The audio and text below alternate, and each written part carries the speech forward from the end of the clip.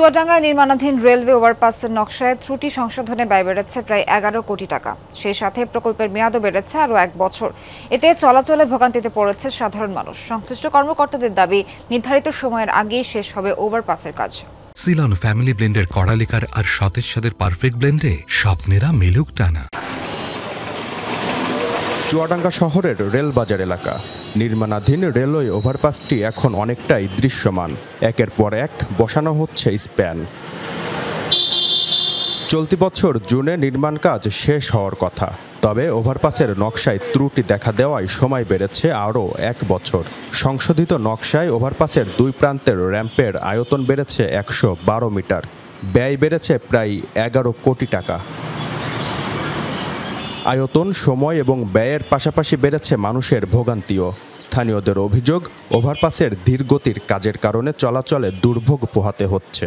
তবুও ভোগান্তি পেরিয়ে রেলওয়ে ওভারপাসের জন্য দিন গুনছে জেলাবাসী। যাতায়াতের ক্ষেত্রে সাধারণ যে পরিবহনগুলো আছে সেগুলো চলাচল প্লাস ধুলাবালি সবকিছু মিলে দুর্ভোগ বেড়েছে। রাস্তা চিকন, প্রতিনিয়ত আমাদের এখানে আপনার প্রতিদিনই হচ্ছে কেউ না কেউ বাইক নিয়ে পড়ে যাচ্ছে। এটা শহরের প্রধান সড়ক, যাতায়াত করতে গিয়ে যথেষ্ট ভোগান্তি পোহাতে হচ্ছে। যত দ্রুত কর্তৃপক্ষ এই ওভারপাসটা নির্মাণ কাজ সম্পূর্ণ করবে ততই আমাদের জন্য ভালো হয়।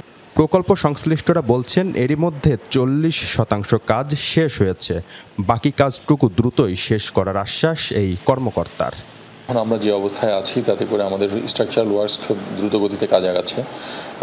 ইতিমধ্যে আমরা প্রায় 40% প্রোগ্রেস আমরা অ্যাচিভ করেছি। মেয়াদের মধ্যে আমরা আশা করছি যে আমরা ডিসেম্বর জানুয়ারি নাগাদ আমরা হয়তো এই প্রজেক্টটাকে সম্পূর্ণভাবে শেষ করে ফেলতে পারবো। এই সব কিছু ছাপিয়ে বহুল প্রত্যাশিত আর প্রতীক্ষিত রেলওয়ে ওভারপাসের দিকে তাকিয়ে চুয়াডাঙ্গার মানুষ। প্রকল্পটি বাস্তবায়ন হলে যেমন নির্বিঘ্ন হবে চলাচল, বাঁচবে কর্মঘণ্টা। জিসান আহমেদ, যমুনা নিউজ, চুয়াডাঙ্গা।